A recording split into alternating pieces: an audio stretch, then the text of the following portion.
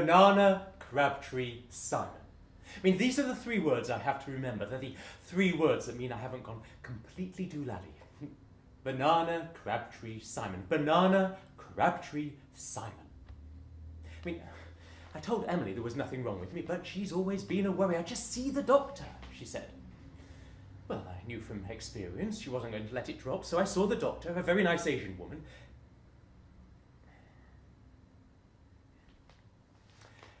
Leah says I shouldn't mention that the doctor is Asian. You're defining her by ethnicity. Leah is our granddaughter and has a lot of very definite ideas about the world. I mean, she's 9. I said to her, is it all right to mention she's a woman, or is that defining her by gender? Well, that didn't go down well. Thankfully, there was something much more interesting happening on Leah's phone, so I didn't get the full English ear bashing about the evils of the patriarchy, more a light bite while she was texting away. I mean, when I was 9, I'm not sure I'd been trusted to use the landline, but times have clearly changed. But anyway, she is a very nice woman, Asian or not. She introduced herself as... she had such a kind face, put me at ease. Mina. That's it, Mina. She was sure to introduce herself by her first name and gave the impression that this wouldn't take long, and wasn't it silly? We were all here anyway. She asked me to think of a piece of fruit, the road where I live, and my son's name. So Banana, Crabtree Road, and Simon. Banana, Crabtree, Simon. See, it's easy. Well, Emily wrote the words down on a piece of paper, but Mina admonished her. Kindly, she was smiling. He has to remember the words. He can't have any help, I'm afraid. So Emily apologised profusely, but I noticed her putting the paper in her purse later on when Mina's back was turned. No, I did say she was a worrier.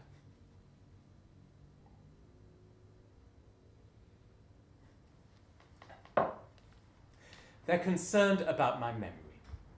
Well, they needn't be. I mean, I can name every FA Cup winner since the White Horse final in 1923. But seriously, I can. Bolton Wanderers, Newcastle United, Sheffield United, Bolton Wanderers again, Cardiff City, Blackburn Rovers, Bolton Wanderers again. And that takes us up to 1929. I can keep going if you want. Arsenal, West Bromwich Albion, Newcastle again, Everton. Well, you get the picture. My memory is fine. You should see me in a pub quiz. I am like a secret weapon. My opponents fear me. On our works team, I was like...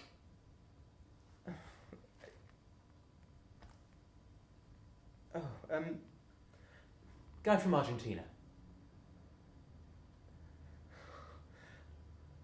Little guy, genius.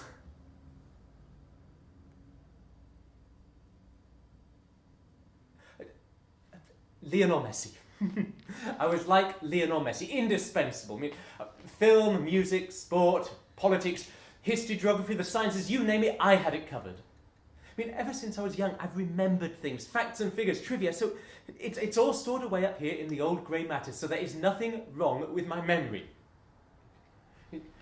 Banana, Crabtree, Simon. See?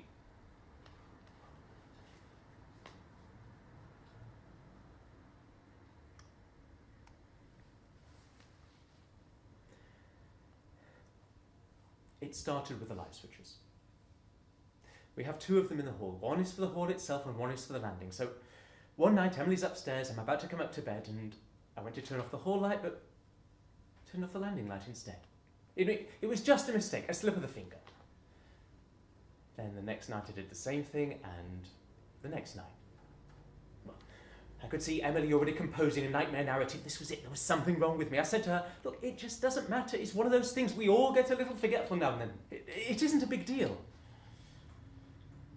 Oh. This had happened 3 nights. On the 4th night, she watched me like a hawk as I approached the light switches. My fingers hovered over them like James Bond having to decide whether to cut the red or green wire. Except he was attempting to prevent a bomb from exploding. I was just turning off the lights in the hall. Or the landing, as it turned out. I mean, 4 nights in a row. What were the chances? Well, this did it for Emily. Something's not right, Alan, she said. Just see the doctor. And so here I am. I mean, banana, Crabtree, salmon. I mean, the whole thing is ridiculous. I am wasting everyone's time. I'm 50 years of age, and touch wood, I am completely healthy. I mean, yeah, all right, my knees give me jip every now and then, but that's more the running I did when I was a kid. I ran for the county, I did. And that's actually how we met, Emily and I. She was a runner too. Well, a hurdler, actually. And she had this long blonde hair which would flap about her in the wind as she was taking those hurdles on one by one. Leah would probably say I'm objectifying her grandmother by describing her physical attributes, but she was the most beautiful woman I ever saw. Now, she still is, grey hair or not. I mean, we've been married for 28 years. And 28 years, my word, I can't believe it. I mean, oh, you should have seen me then. I was a handsome 19-year-old. I was. No, I really was. Long distance was my specialty. I could run 20k 4 times a week and barely break sweat. Now the thought of driving that far makes me feel tired. We courted a little, Emily and I. Courted? I sound like I'm speaking to you from a Jane Austen novel. We went on dates. Well, they were sort of dates. I mean, the thing is, I was always quite shy around women. I never knew what to say to them. And one day, we were at the track, and she finished a lap and came over to ask me if I had any water. So I fumbled about in my bag and found a bottle. The water was kind of warm, but I offered it to her anyway. There then followed some dull chat about running. It was the only thing I could think of, and I talked way too fast and probably made no real sense, and all the time I was trying not to stare. She really was beautiful. But it was okay, because Emily made the moves as if she was clearing a series of hurdles. She was like, hey, I like how you run. We should get a drink sometime, you know, if you want to. Well, I did want to, and we did get a drink at the Brass House in town, except, well, neither of us really drank. We were athletes, after all. It was a rather dry affair, and I didn't know what to say to her. I was awkward and inexperienced. I felt sure I'd blow my chances of anything else happening, and for 3 months, I'm not sure we spoke again. Well, not properly anyway, not about anything other than running. I couldn't think of anything else we had in common. I mean, Emily loved Michael Jackson, but I knew nothing about pop music. I preferred my dad's old jazz records. But at the end of the season, we both won medals for the county and were invited to a celebration out at the running club. That night I did drink, and so did Emily. And we danced. And we kissed. And when I kissed her, I knew I could never be apart from her. She was the one.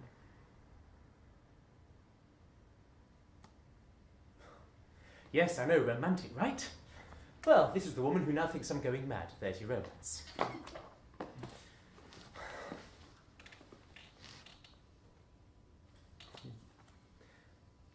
don't know where the years have gone. As you get older, time is like sand running through your fingers.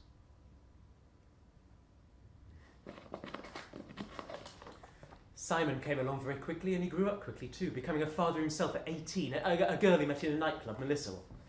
That was a minor scandal. Emily thought it was the end of his life, but he's been there for Leah. He is her father in every sense, and Leah is such a feisty girl. She plays rugby and hockey, and she plays to win. I've seen her barking at the other girls, making sure they're all pulling their weight. I mean, don't dare tell her it's only a game. I made that mistake once, and I will not be making it again. She asked me yesterday, are you poorly? No, I said, no, it's nothing to worry about, just a bit of a mix-up, really. Mrs. Carter at school was poorly, and she died.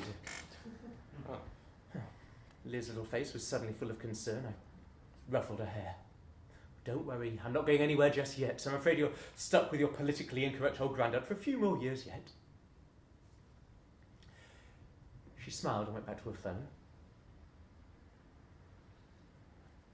It was funny because she reminded me then of my own sister. Annie. She looked so much like her that I thought I was so pleased to see her.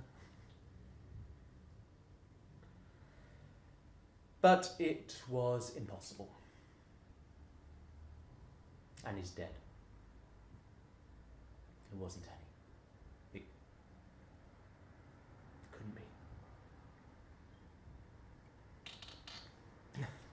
Anyway, for now I'm officially a person of concern. I'm being watched, I'm being monitored.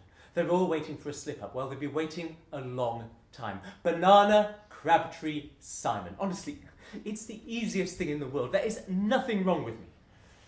And once they see that, then this will all be over.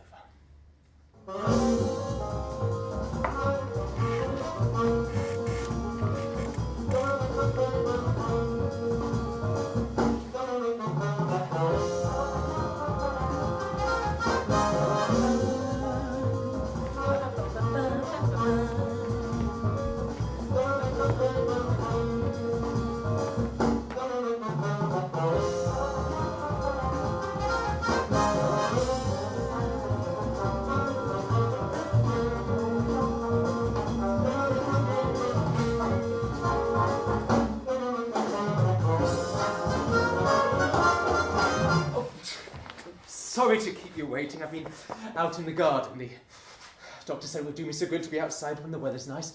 Active body, active mind and all that. Ever such a nice woman she is. Asian and... I'm not supposed to say that. My granddaughter, Leah, she... I mentioned this last week, didn't I? Yes, of course. I do find as I get older that I repeat myself more, but that doesn't mean Banana, Crabtree, Simon. See, I haven't forgotten.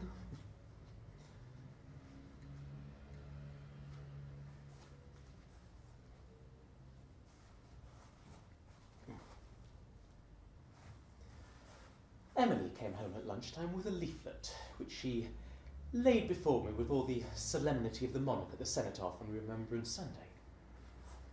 The leaflet was called Dementia, the Facts. Now, it's not necessarily my preferred choice of reading matter. I usually opt for the sports pages of the Times or an old Graham Greene, but I could see Emily wanted me to take a look, so I flicked through it. It was full of warning signs, and unsurprisingly, loss of memory was the main one. I mean, I was feeling by now that this had all got a little out of hand. I mean, okay, so it had slipped my mind which light switch was which. So what? I mean, in the scheme of things, so what? I mean, but Emily had that look on her face. I could see the concern, but also the love, so I did my best to look like I was taking the leaflet seriously. I even nodded at one point.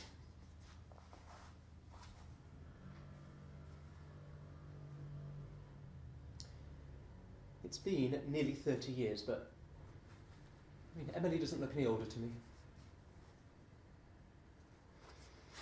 We met at the athletics club. I was a good runner in my teens, and Emily was a hurdler, and she had this long blonde hair which would flap up.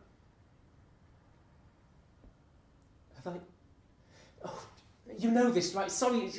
Yes, I forget who I've talked to, and no, not forget.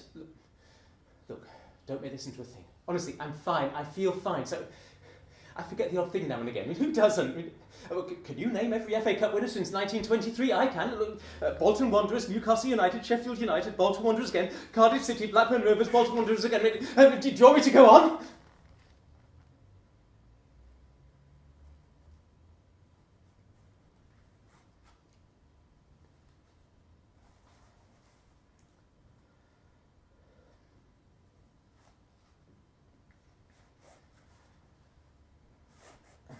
I've been planting in the garden.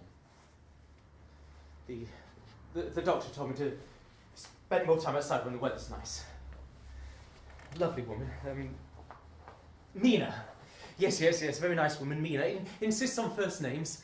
Says it's all the more friendly that way. A bit different to our local GP when Annie and I were kids. Dr. Grump, we called him. He was the most miserable man you'd ever seen. A big fat hulk wearing a permanent frown. I don't think I ever saw him smile. He went into his surgery with stomachache, and within seconds, by the look on his face, you'd think it was major organ failure. We'd see him now and again in the pub on a Sunday lunchtime, and he'd always be smoking, puffing away almost permanently while he nursed a pint of something dark and foul-looking, and this was in the days when he could smoke inside and hear a doctor. No. Even an afternoon in the pub didn't seem to cheer him up. There was that frown again, Dr. Grump.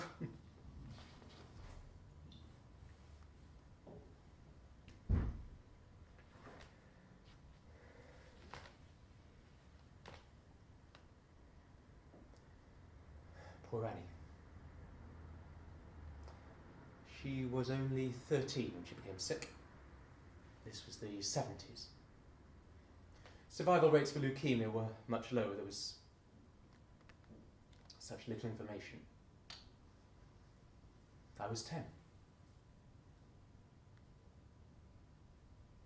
Mum and Dad had to buy me a suit and black tie for the funeral. It was the first time I'd ever seen Dad cry. There was a sort of party afterwards. I could not understand why. What on earth were we celebrating? It just seemed to be a lot of people eating and drinking as if nothing bad had ever happened. And Dad bent down and laid a hand on my shoulder. It's called a wake. Well, I think he could see I was upset, so he took me for a walk down to the park. I was worried he was going to cry again. I hadn't enjoyed seeing him cry.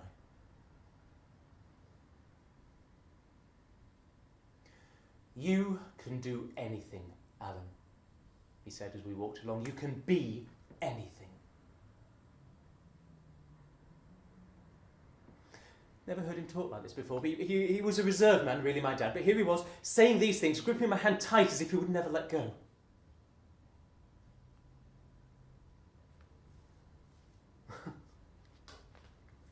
Next thing I knew, we were in the park, climbing a tree. Come on, he said, let's go to the very top. If Mum had been there, she would have had a fit, but he kept holding my hand tight, and I felt safe. I didn't once think about falling. I mean, on and on we climbed. We got to the highest branch where you could see for miles. The whole town was just lying there beneath us. And he pointed at a spot in the distance. He said, that there, Alan, is the world. And it's yours. It's yours, son. Don't ever forget that.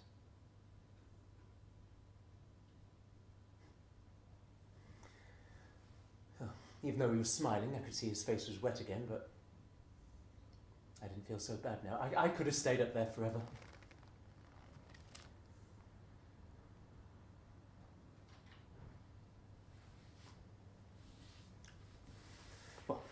What would he make of my current predicament of banana Crabtree Simon? At the end of his life, Dad was... He forgot things. But he had lung cancer too, so... In the scheme of things, nobody gave his memory much thought.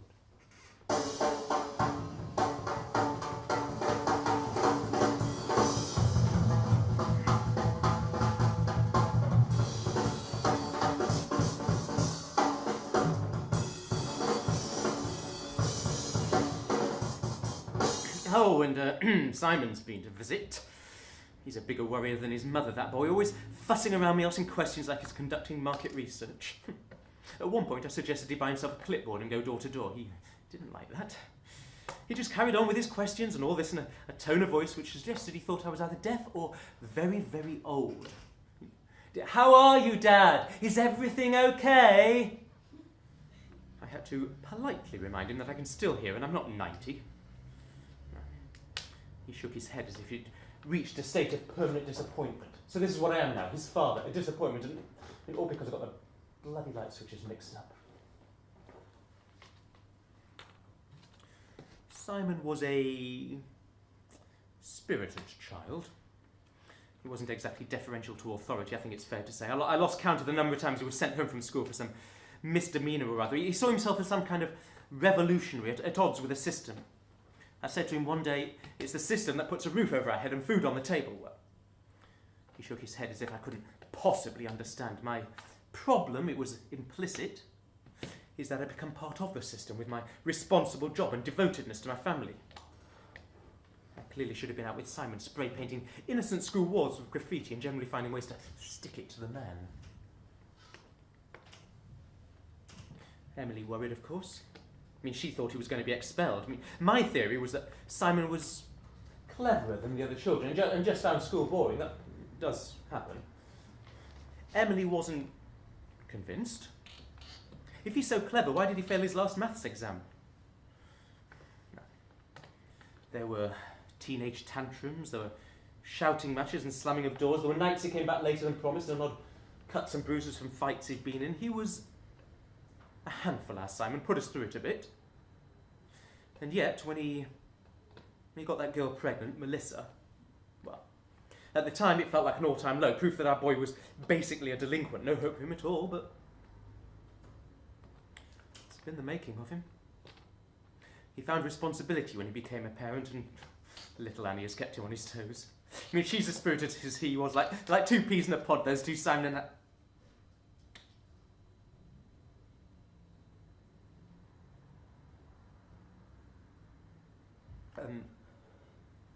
No, not Annie. I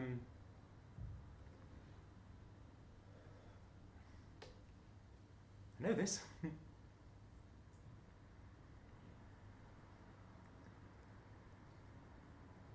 Leah. It's Leah, my granddaughter. Just a mistake, that's all, a slip of the tongue. I mean, hardly surprising the stress I've been under.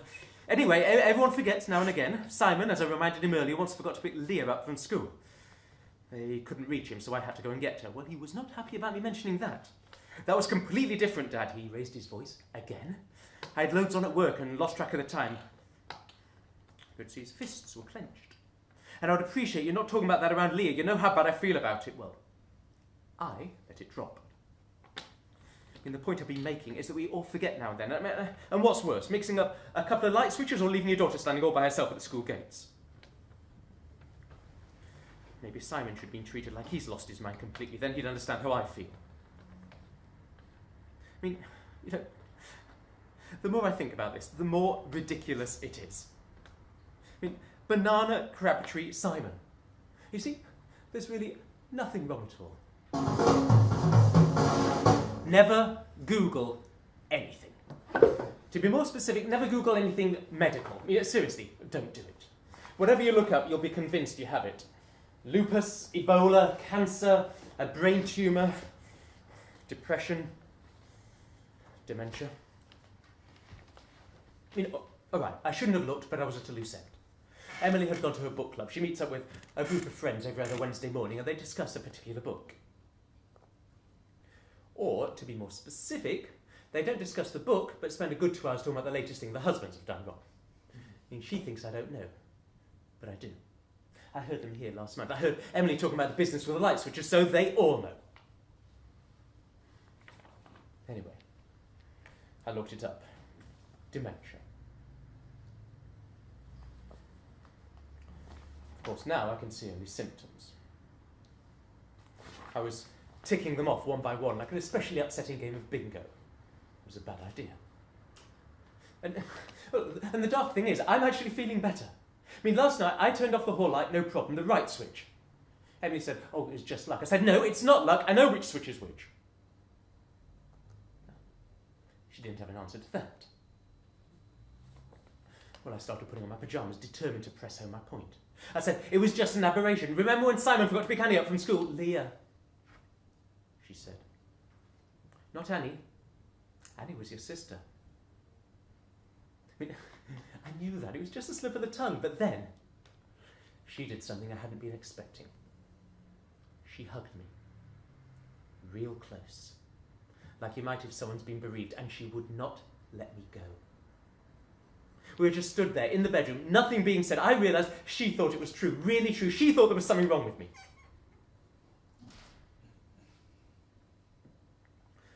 So that's what led me to Google the bloody symptoms.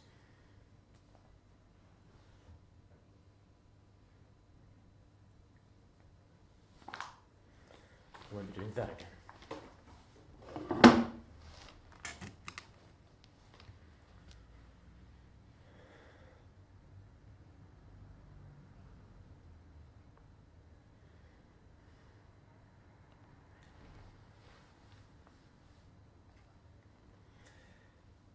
Emily should be back soon.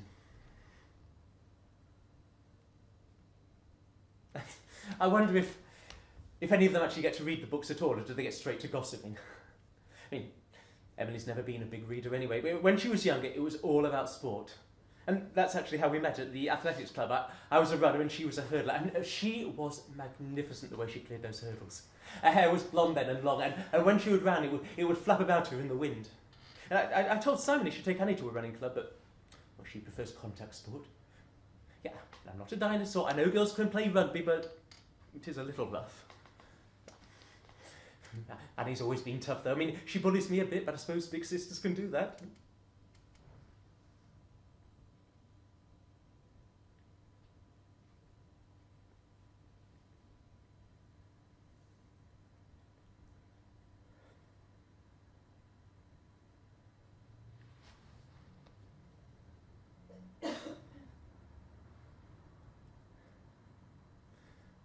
What was I saying?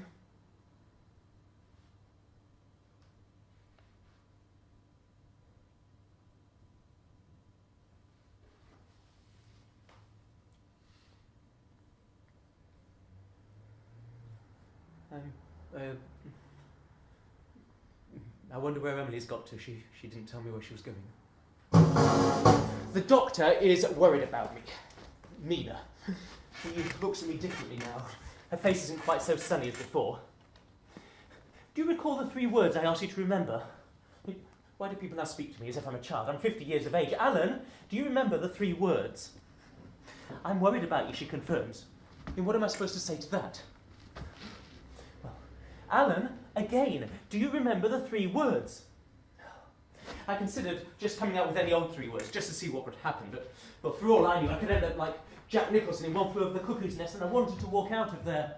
I mean, and of course I remembered. Banana, Crabtree, Simon. When I made sure to enunciate each word crisply, I thought this might earn me extra points.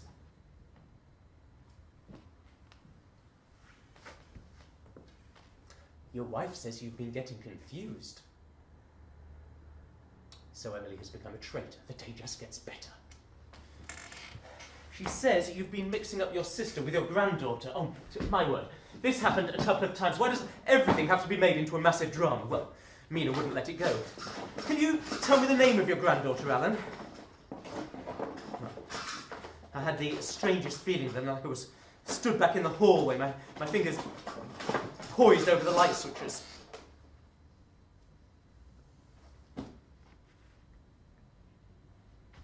Look, the truth is, in that moment, I couldn't remember, okay?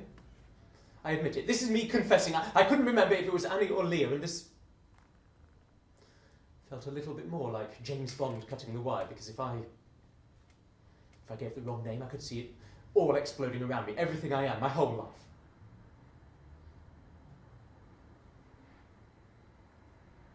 Leah. I waited. Mina made a note, but said nothing. And I should have left it there. I got the answer right. That should have been enough, if only I'd kept my stupid mouth shut.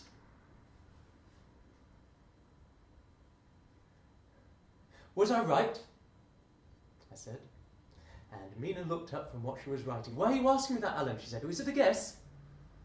I mean, of course it wasn't. You don't guess the name of your granddaughter, but...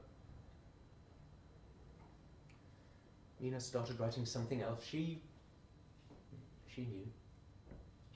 I hadn't got away with it. I'm going to do a few more tests, she said. Her smile was back, but it seemed a little forced, and I felt a tightness in my chest. Well, don't worry, we just need to know what this is.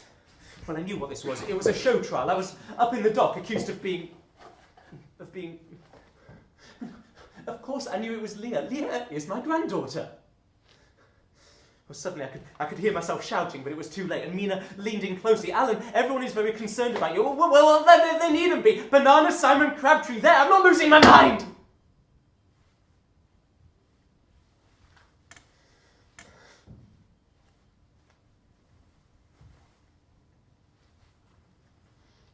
I waited for some admission of regret from Mina. This wasn't right, the way she was treating me. Instead, she said, "You got the order wrong. You said Banana Simon Crabtree. It should be Banana Crabtree Simon." So what? What does it matter? It's the same words. I hadn't forgotten the words.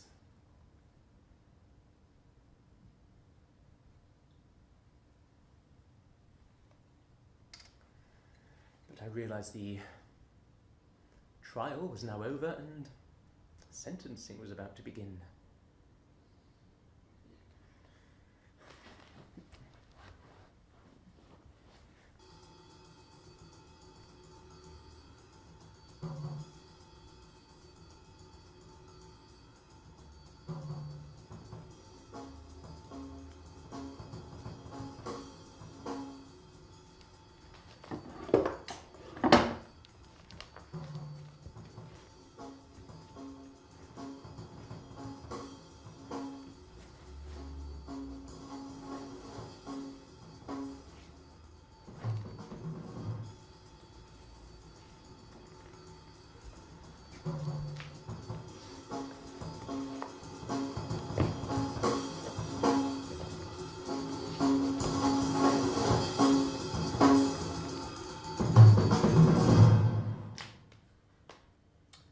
There have been developments.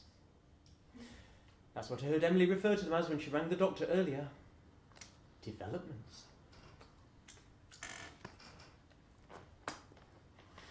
I woke this morning at around 7:30. I was confused because the alarm hadn't sounded at 7 as usual. I got out of bed, quickly washed myself and put on my suit.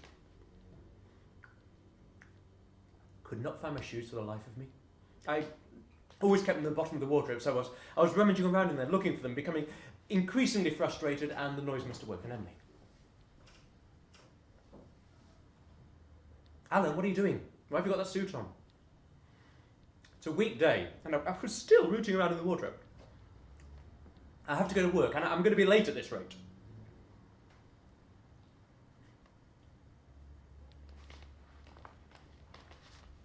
I started at the glassworks at the age of 18, on the factory floor. It was like working in a sauna, the heat coming off those machines. Health and safety wasn't so much of a thing back then. After 2 years, I was up in one of the offices as part of the sales team. It was so much cooler up there. The boss at the time, Mr. Andrews, said how impressed everyone was with me and how well I worked with others. I had promise, he said, real promise. 2 years after that, I was made sales manager. I was 22, earning a good wage, had enough money for a down payment on a 3-bedroom house in Crabtree Road, and this is when I asked Emily to marry me. Only now she was looking at me in horror. "My shoes!" I said. "I can't find my shoes!" "Alan," Emily said, urgently getting out of bed and coming over to where I was crouched, hands on my shoulders.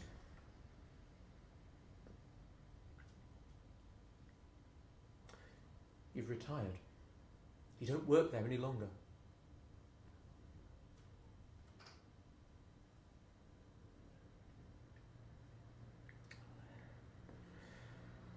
I felt a flash of...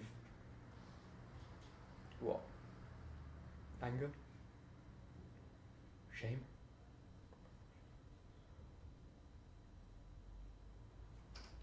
Whatever, it left me feeling lightheaded, and I sat down on the bed. Emily sat beside me. She took my hand. "Do you remember, Alan, last year there was a big party?" Images of balloons and cake came to mind. Yes, my party. It was actually voluntary redundancy, but with my 31 years of service, the package they were offering meant that I could effectively retire, and, well, Why not? The market for glass isn't what it was. We were losing out to foreign competitors, hence the downsizing, and really, did I enjoy it any longer? Everyone in the office was now younger than me and talked about things I had no knowledge of or interest in. What is Love Island, anyway? We had all sorts of plans. Holidays, theatre trips, hobbies. We'd see more of our family, more of our friends. We'd make new friends. It would be like a whole new chapter in our lives. What I found instead was 100 jobs around the house I put off doing. Been promising to sort out the garden for 20 years. I mean, work instills a routine, something to get up for. And maybe it had all been a mistake agreeing to go, but who'd employ a man in his 50s anyway?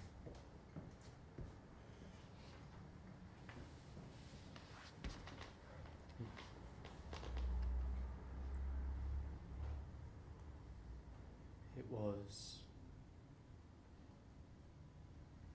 embarrassing. I was sat on the bed and could feel my eyes becoming moist.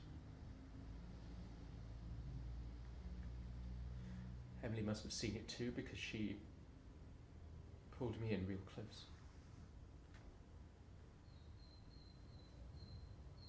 It's all right, it's okay.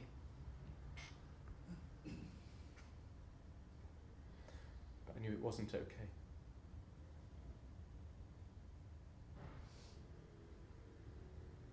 What's happening to me, Emily? What's happening?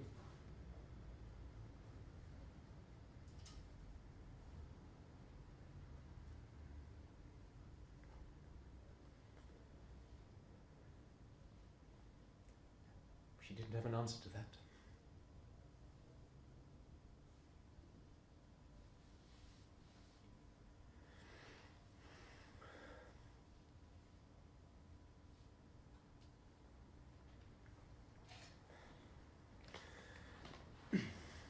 Banana, Simon.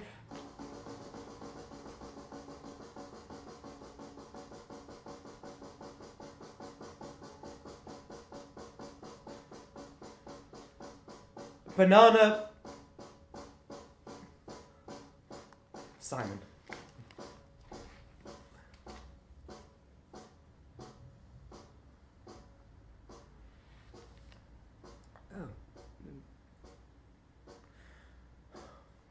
Something else, something in between. Banana.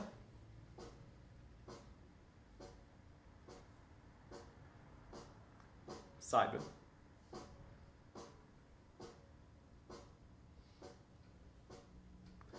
I have a feeling I should know this. Someone asked me to memorize 3 words. Banana.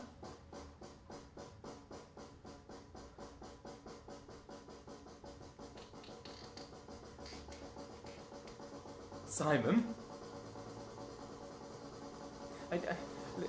I know Simon, I know him. And I know Emily, but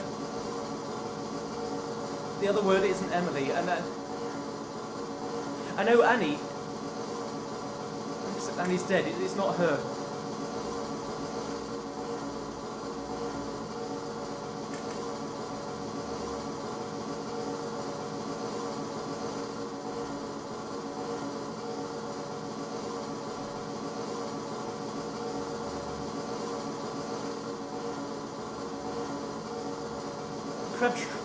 Crabtree Road, that's where I live. Is it to do with that?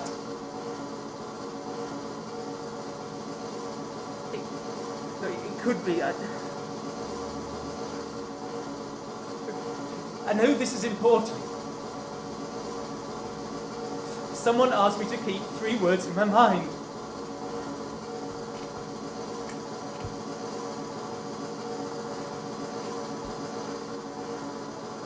Banana. Simon.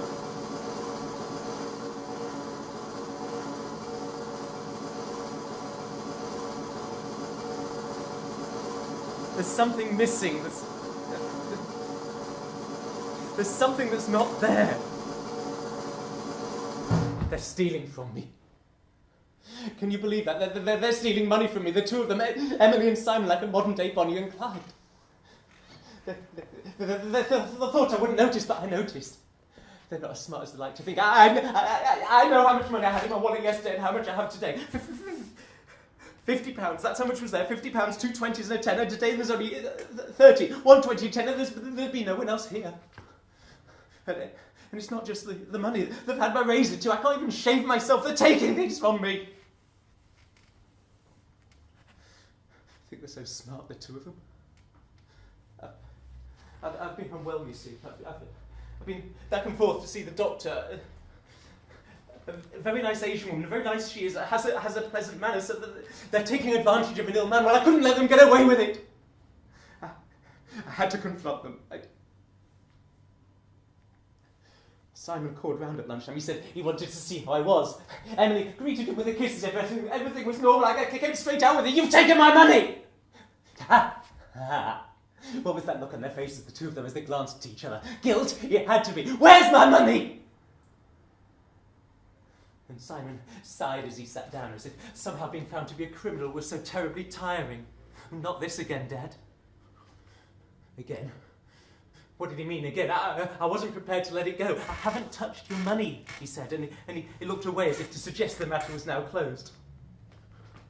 And Emily put a hand on my leg, but I brushed it away. I wasn't going to let the matter drop. Why should I? It was my money. I had £50 in my wallet yesterday. Today there's only 30, and I want to know where the rest of it is. And Emily stood up and walked to the window, no doubt giving herself time to think of a story. You see, they think I don't hear them talk about me, but I do. I hear. And yesterday I heard Simon saying, it's all becoming too much, Mum. Have you considered other options? He's not going away, she said. I'm not leaving. And then Simon said, if it's the cost, then he can help. You see, they are after my money. They were plotting it right under my nose. And Simon spoke next. You gave it to Leah. Every time she comes round, you give her money. I've told you not to, but that's where it's gone, to Leah. Leah. I thought about the name. Who is Leah, and why would I be giving her money? And I was about to ask this very question when Emily cut in. Leah is our granddaughter, Alan. You know her? Little Leah.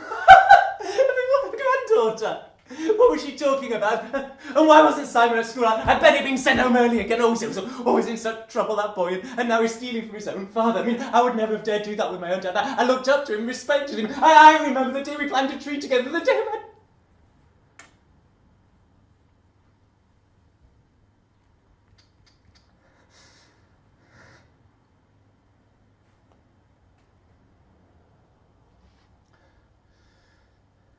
The money. I had to prove what they'd done. So later, when Simon had left and Emily was in the bathroom, I went through her handbag. I knew I'd find the money in there. And when I took out her purse, there was a solitary £5 note inside, no sign of the missing 20. And there was something else too.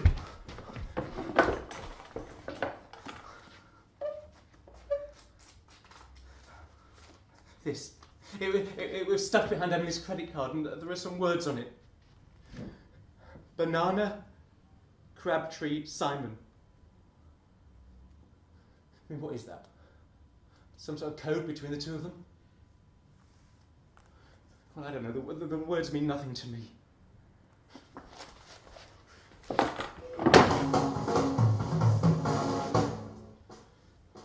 There's a woman in the next room claiming to be my wife. Well, she isn't. My wife has blonde hair. This woman, I don't know her name, will not leave me alone, always fussing around me and making demands. But just now she was shoveling food into my mouth, telling me I have to eat properly, and I never eat, and she kept on and on. I wanted her to stop. I wanted to tell her that... It was too late. I could feel a wetness in my trousers. I mean, she noticed it too and let go a kind of shriek. But I didn't know what to say. This can't go on, Alan. You need proper care. She was looking at me now in a way which made me feel ashamed. And then she started pulling my trousers down. This woman, who I don't even know, was taking my clothes off. Well, I wasn't having that, so I slapped her across the face, and that did the trick. She stopped removing my trousers and she stared at me, her eyes wide open. And then she ran from the room, and she's next door now. I can hear her pretending to cry, pretending to care about me. She doesn't even know me.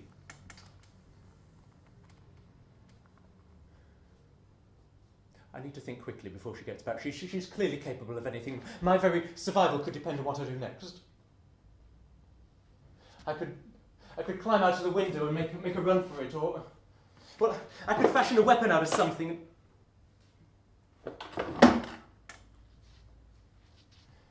She says she's my wife. Well, how can she be? My wife has blonde hair.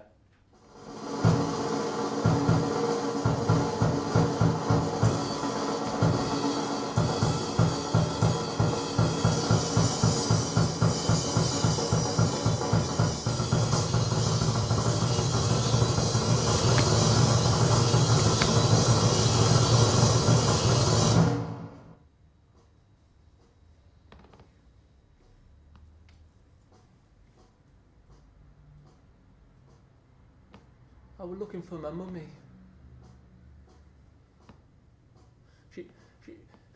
She wasn't at home, and there was nobody to make me breakfast. I couldn't think where she could be. I didn't know. I couldn't think where she could be. So I went outside. I went outside because I saw her out of milk and maybe she'd gone to get some. So I went outside and I go to the local shop. I go to the local shop because I saw her out of milk, and Mr. Duggan would know.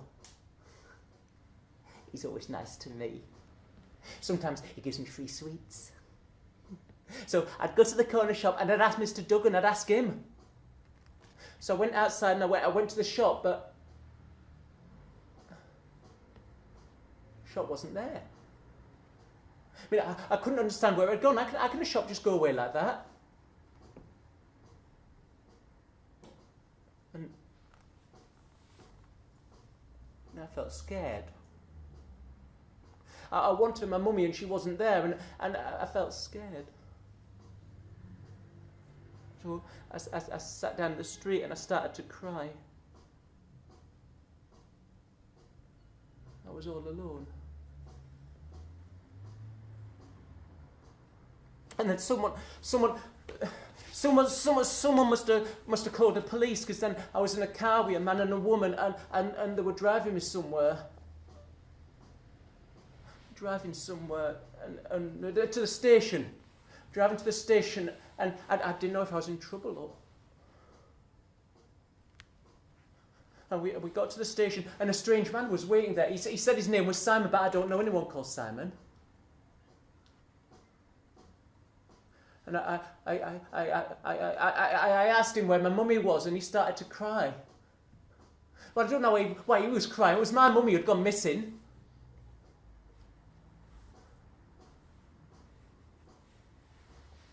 Now they brought me here, but I don't live here.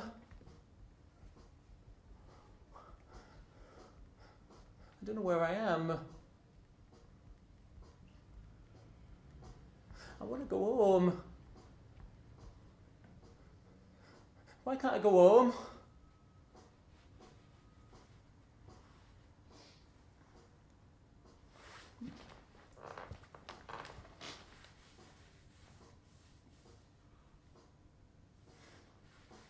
Banana?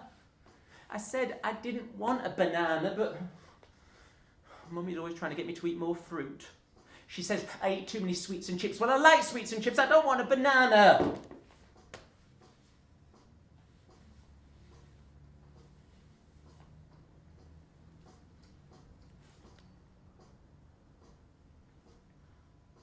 Where is everyone? Where's Annie? She can't be at school because I'm not at school. I always go to school with her.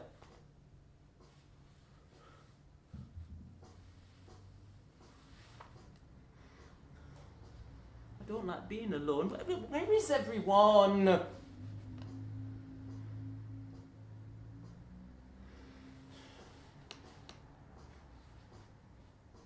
When I get older, I'm going to make sure I get married, then I'll never be alone.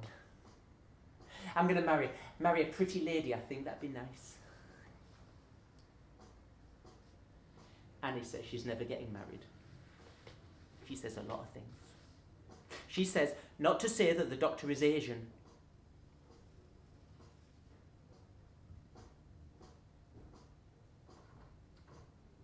The doctor.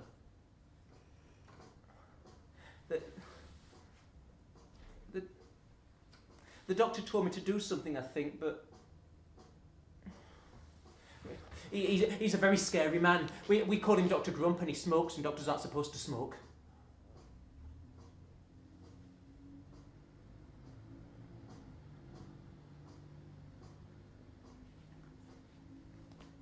Where is everyone?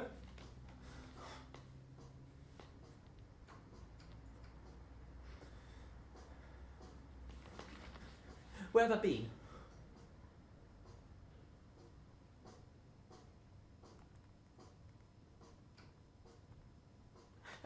I've been to church. I had to wear a suit. I had to wear a suit because Annie...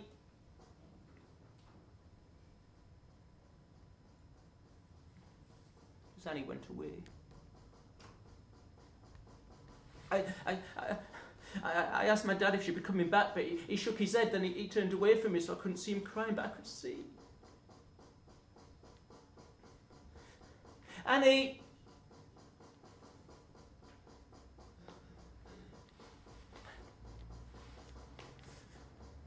My dad.